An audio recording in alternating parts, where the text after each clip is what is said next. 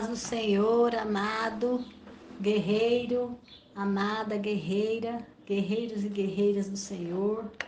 Nós estamos aqui para mais um aprendizado, né? Porque nós estamos aprendendo a orar, aprendendo a usar a oração como arma de guerra, aprendendo a manusear a oração em favor da nossa família, em favor da nossa vida, para repreender o mal, quebrar todo o mal que possa estar atingindo a nossa casa, em nome do Senhor Jesus, porque a palavra nos diz que muitos se perdem por não saber, por não ter conhecimento. Então nós estamos aqui buscando conhecimento. E através do livro dos irmãos Kendrick, que é o Plano de Batalha para a Oração. Esse livro, ele é baseado naquele filme Quarto de Guerra. Por quê? Porque nós vivemos uma guerra. Então, isso aqui é uma guerra. Nós estamos travando uma batalha. E nós estamos nos munindo. Então, esse já é o quarto vídeo. Eu já deixei vários exercícios nos vídeos anteriores. Hoje eu já vou passar outro exercício. Já vou fazer um desafio para vocês também. E nós vamos hoje para o capítulo 2, que é o poder da oração. Então vamos lá? O poder da oração. As armas com as quais lutamos não são humanas, ao contrário, são poderosas em Deus para destruir fortalezas. 2 Crônicas, capítulo 10, versículo 4. Então, as nossas armas, as armas que a gente luta, não são armas físicas. Não é um revólver, não é uma espada, não é uma bomba, não é isso. Só que as armas que a gente usa, elas são muito mais potentes do que essas armas físicas. Nós precisamos aprender a usá-las. E a arma que a gente está aprendendo aqui é a oração, que é a arma mais potente que existe. Jesus usou essa arma na batalha dele. Todos os cristãos usam essa arma. E aquele que manusear ela de uma forma mais forte, com maior afinco, com maior sabedoria, com maior entendimento, com maior proximidade do Pai, é que vai ter mais poder. A oração é poder. Então vamos começar a leitura. A guerra de trincheiras foi usada apenas esporadicamente no ofício militar durante a maior parte da história moderna.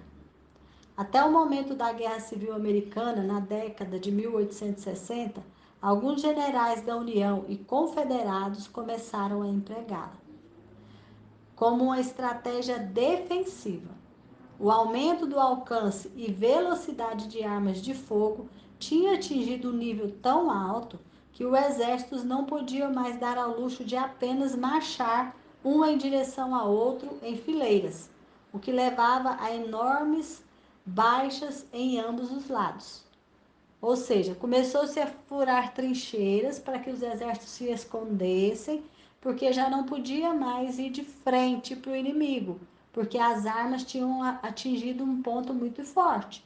Então, aqueles que iam de peito aberto, as armas de fogo já vinham e derrubavam a maior parte do exército. Então, começou-se a usar as trincheiras. O que é trincheira? Abre-se um buraco e o exército esconde ali dentro. E aos poucos vai avançando.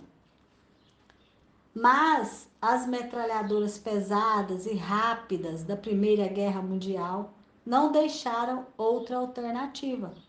Cavar e descer as trincheiras tornaram-se o método padrão de sobrevivência. Por todos os campos de batalha ao longo da frente ocidental na Europa, uma série de redes de trincheiras começou a surgir nos dois lados da luta.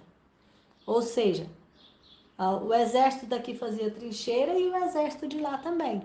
Todos os dois se protegendo das metralhadoras super rápidas que já tinham sido inventadas, né? De 1914 a 1918, as forças aliadas cavaram trincheiras contra os exércitos da Alemanha e as potências centrais. E pelejou-se uma guerra cruel, sem fim. Nossa, que terrível, hein? Sem um fim à vista. A força das trincheiras estava na proteção, mas o seu benefício veio em detrimento da mobilidade.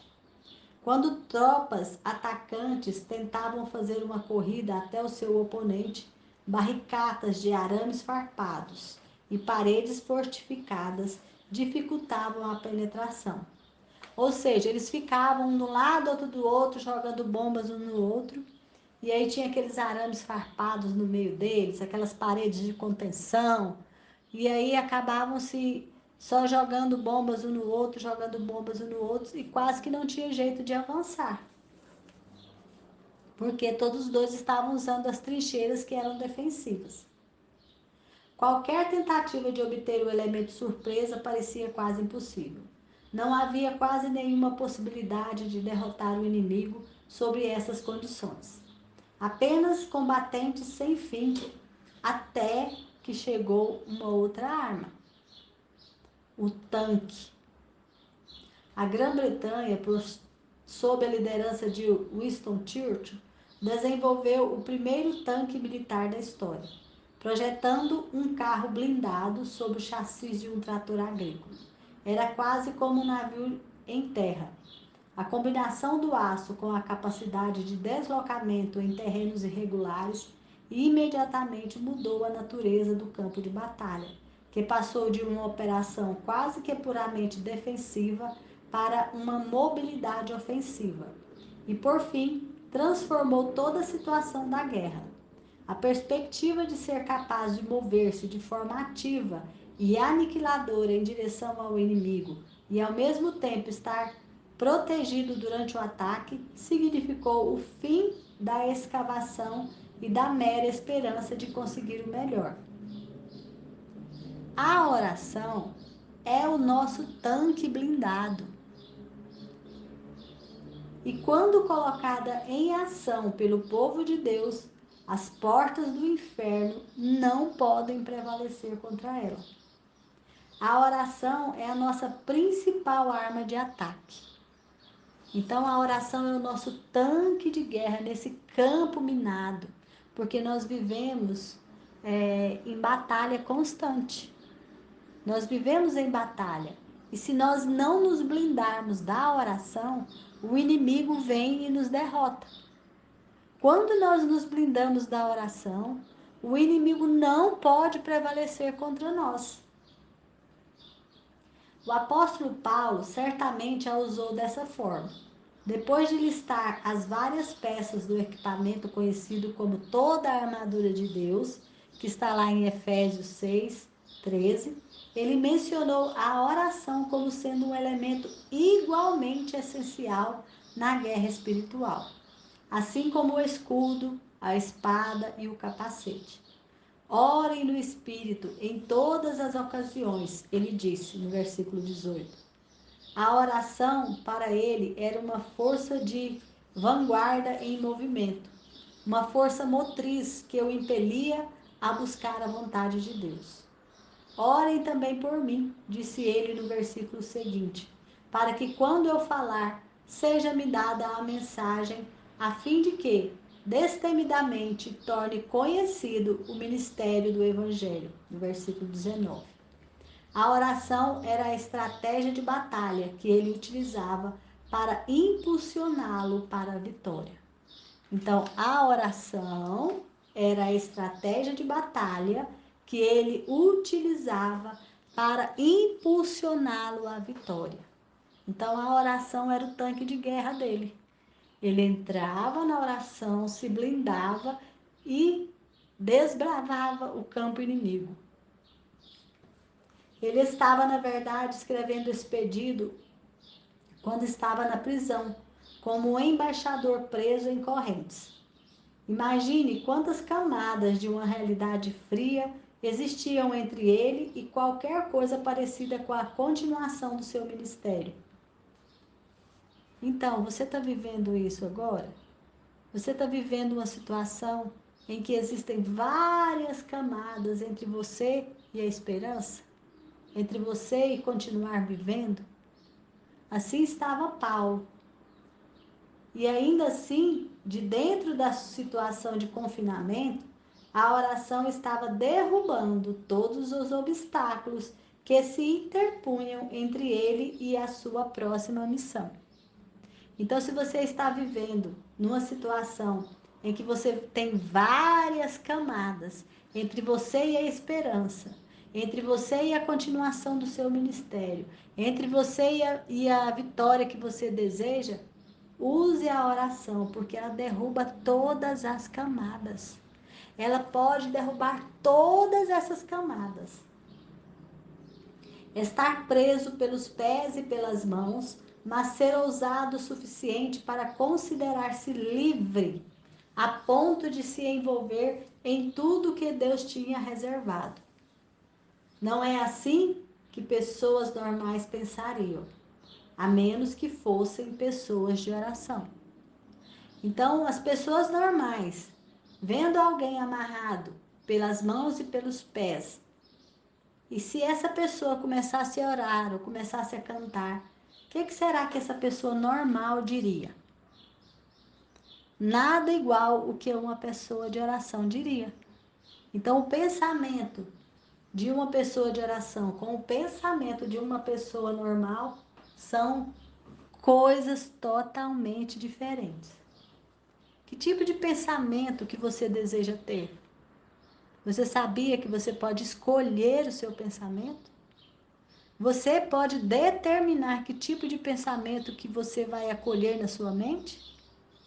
Escolha ser uma pessoa de oração, uma pessoa que pensa em oração, que determina a oração, que escolhe a oração, que define a oração como ponto de partida para qualquer evento ou situação ou circunstância, ou dia que amanhecer, ou dia que anoitecer. Escolha a oração. A oração pode fazer qualquer coisa, porque com Deus todas as coisas são possíveis. Está lá em Mateus 19, 26. A oração pode alcançar e resolver qualquer questão que alguém esteja enfrentando em qualquer lugar da terra. Pode ser uma oração silenciosa, sem que o inimigo ouça a conversa que pode mudar vidas acontecendo em nossas cabeças e corações, entre nós e o nosso chefe comandante. Então você pode fazer oração em silêncio, você pode fazer oração em voz alta, você pode fazer oração no seu quarto, você pode orar em pensamento, você pode orar sem cessar. Você pode orar em todas as circunstâncias, em todos os tempos e em todos os locais da sua vida.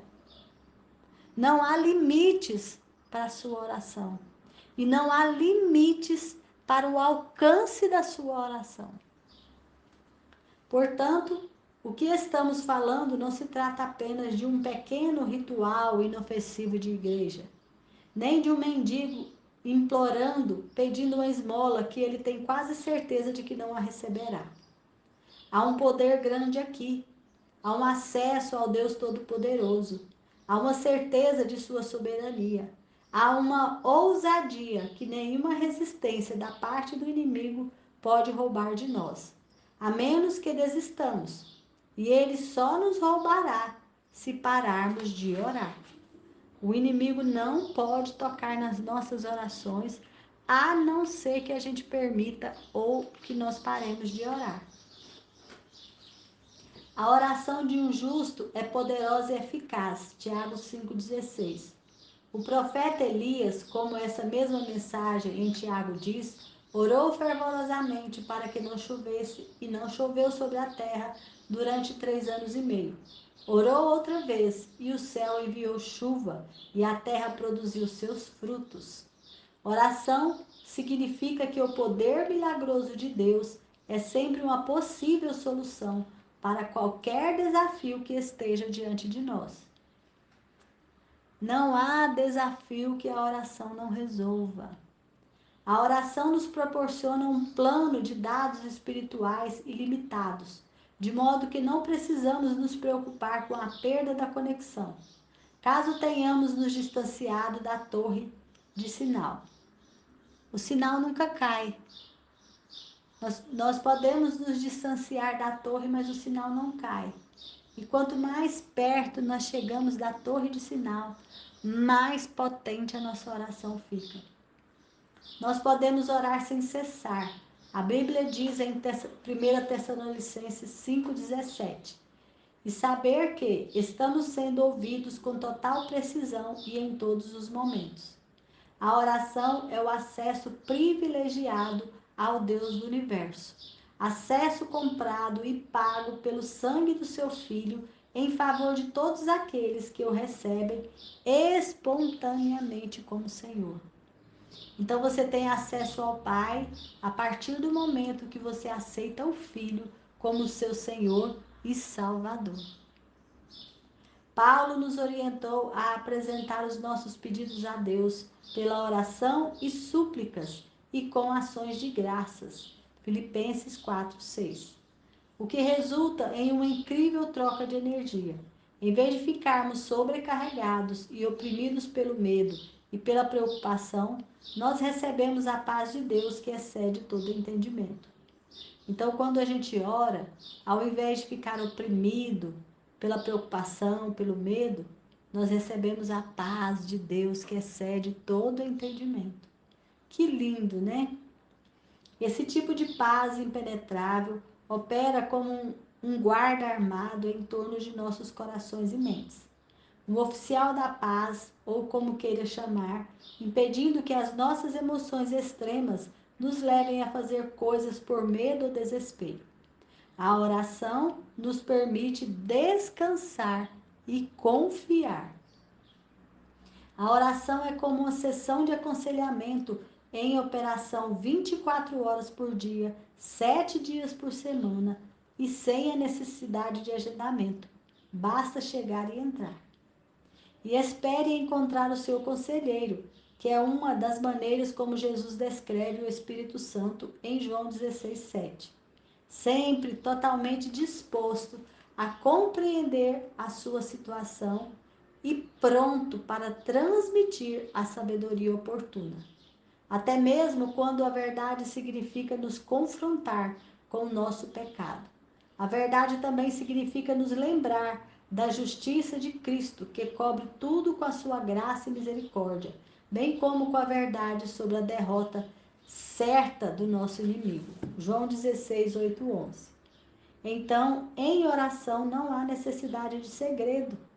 Deve haver perfeita honestidade, perfeita liberdade, perfeita confiança e perfeito perdão. A oração é tudo isso e muito mais. Como sabemos e veremos. E por causa disso, a primeira observação sobre a oração é: por que nós oramos tão raramente? Com tudo que a oração pode fazer por nós, por que alguém optaria por não orar? Como responder a essas perguntas? Por quê? Se a oração é tão maravilhosa, por que que nós oramos raramente? Por que que nós desanimamos? Com tudo que a oração pode fazer por nós, por que que nós optamos em não orar? Certamente há valor e sabedoria em trabalhar arduamente e planejar e tentar ser uma pessoa responsável. Essas são maneiras decentes de se viver a vida, mas sem o acréscimo da oração para permear essas qualidades nobres, com o poder e a sabedoria de Deus, não se pode ir muito longe. A oração é o que infunde a habilidade ilimitada de Deus em todos os nossos esforços e nas verdadeiras preocupações dos nossos corações. A oração é o que molda os nossos problemas prementes, de curto prazo, com a perspectiva eterna de Deus, simplesmente mostrando-nos que até mesmo grande parte das nossas batalhas mais intensas, é temporária e suportável, e até mesmo superável. Orar significa esperar. Oração significa esperança. Oração significa ajuda. Oração significa alívio. Oração significa poder.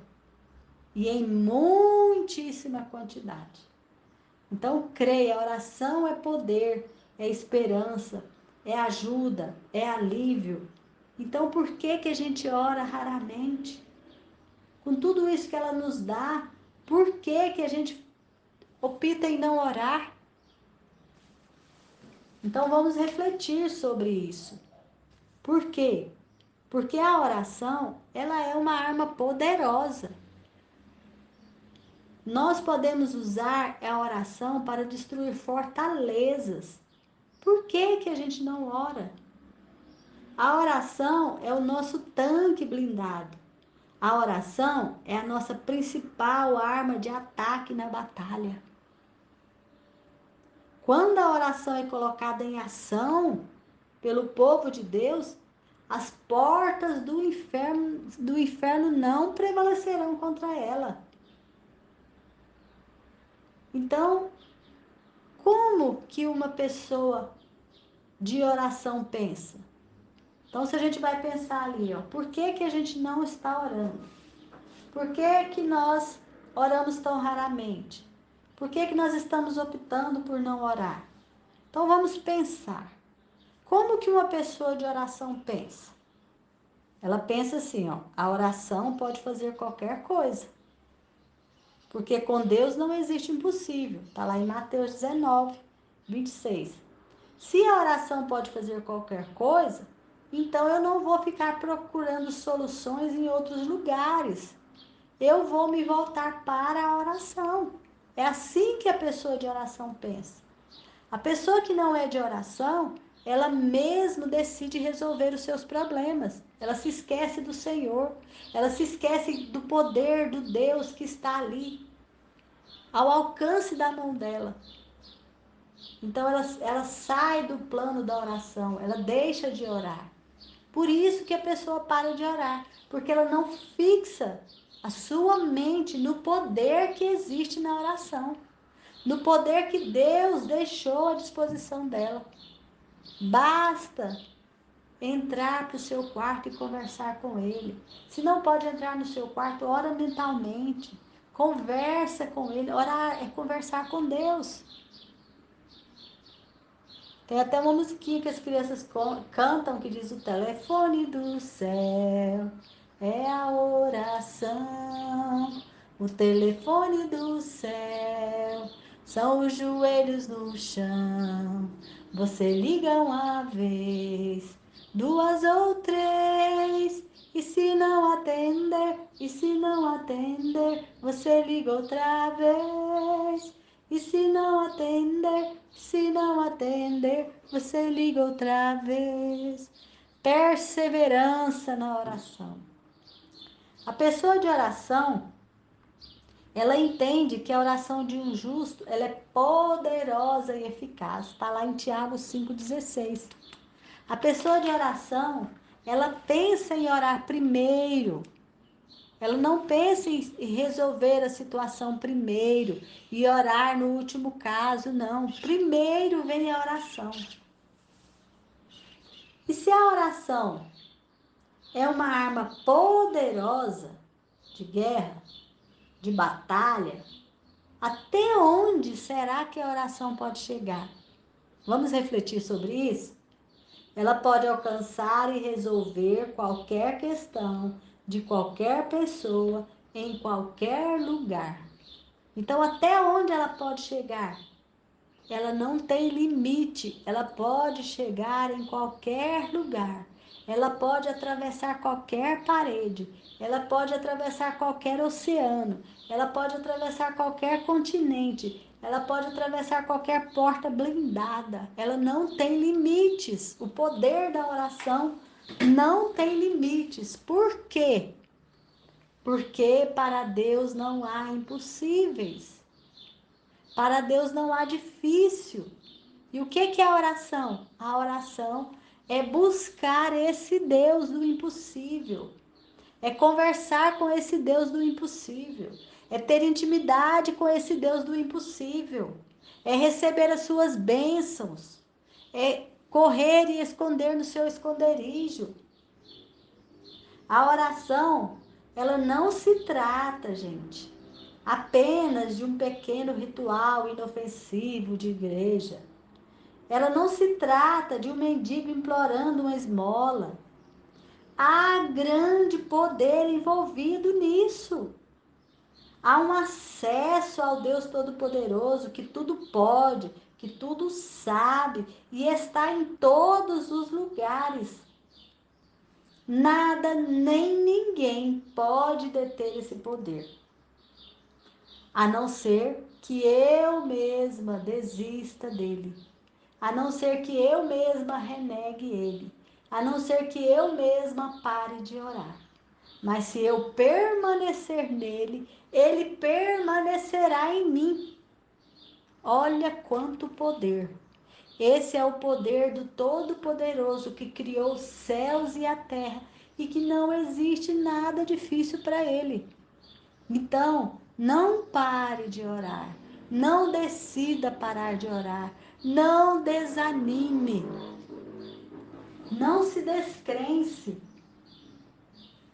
Não ore raramente, ore todos os dias. Tenha uma vida diária de oração. Porque a oração, ela é uma sessão de aconselhamento. Qual que é a duração dessa sessão de aconselhamento? Essa sessão de aconselhamento, ela dura 24 horas por dia, 7 dias por semana. Você precisa fazer agendamento? Não. É só chegar e entrar na sessão de aconselhamento que o conselheiro, quem que é o conselheiro? É o Espírito Santo de Deus. Ele está lá de braços abertos, preocupado com a sua situação, querendo te ajudar, para te aliviar, para te convencer da justiça, do juízo e do pecado, para te libertar do cativeiro, para te libertar da opressão, para libertar você, a sua família, os seus negócios, a sua casa, os seus filhos, para levar todo mundo para o céu, para viver eternamente com Deus. Gente, não existe nada melhor do que isso, essa oportunidade que o Senhor Jesus nos deu de entrarmos no Santo dos Santos e falarmos diretamente com o Todo-Poderoso.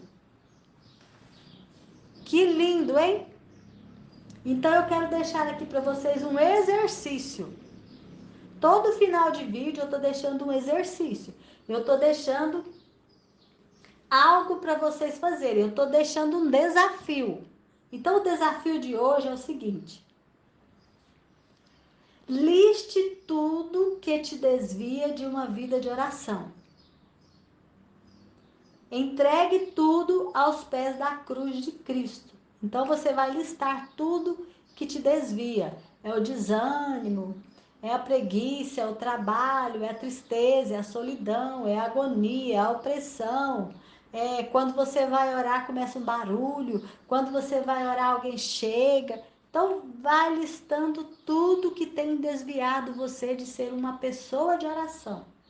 Uma pessoa de oração é uma pessoa que ora todos os dias, constantemente, que não desiste de orar, que vigia, que ora sem cessar. Essa é uma pessoa de oração. O que está tirando você de ser essa pessoa de oração? Então você vai pegar todos esses problemas listados, tudo que você refletiu e vai lançar aos pés da cruz de Cristo e vai entregar esse fardo para o Senhor Jesus, porque ele já levou sobre si todas as suas dores, todas as suas transgressões, todos os seus pecados. Pelas pisaduras dele você já foi sarado. Você tem que tomar posse disso. E aí você começa fazendo um propósito. Eu já deixei um propósito aqui para você fazer, para te ajudar. O propósito é o seguinte: Leia o livro de Tiago durante uma semana. Enquanto esse vídeo aqui está rodando, porque toda semana eu posto um para dar continuidade. Então, durante essa semana agora, você vai meditar no livro de Tiago, você vai orar sobre a sua meditação. Meditou no livro de Tiago, o que, que o Espírito Santo está falando no seu coração? Sobre isso que o Espírito Santo falar no seu coração, você vai orar, porque você vai estar fazendo uma oração na palavra. Converse com Deus sem medo, sem receios. Coloca para Ele tudo o que Ele foi te mostrando. Pede para Ele a transformação necessária. Pede para Ele o vigor. E quando você estiver no seu propósito, se desligue de tudo que te distrai desse propósito. Escolha isso. Vá para um quarto separado. Tire um tempo de qualidade com Deus. Desliga o celular. Tire um tempo para fazer esse propósito, essa meditação. Escolha usar a arma mais poderosa que Deus te deu, a oração. Escolha ser uma pessoa de oração. Amém? Vamos orar então para terminar? Ore junto comigo. Eu vou fazer a oração que está aqui no livro, que é maravilhosa, e você vai acompanhando. Coloca a mão no seu coração e ora junto comigo. Vá repetindo as palavras. Diz assim: Senhor, peço-te que me perdoes pelas vezes em que eu não valorizei ou não acreditei no poder da oração que tu me ofereceste.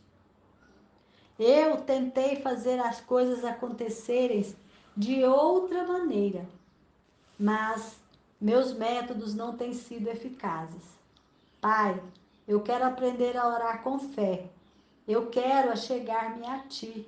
Eu quero experimentar esse tipo de confiança e liberdade para crer em Ti, confiar inteiramente em Ti e ir para a batalha contigo. Guia-me, peço, à medida que eu passe a confiar mais em Ti.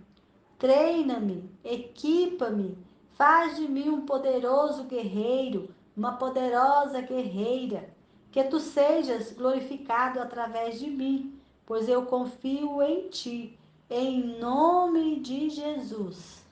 Amém? E glórias a Deus.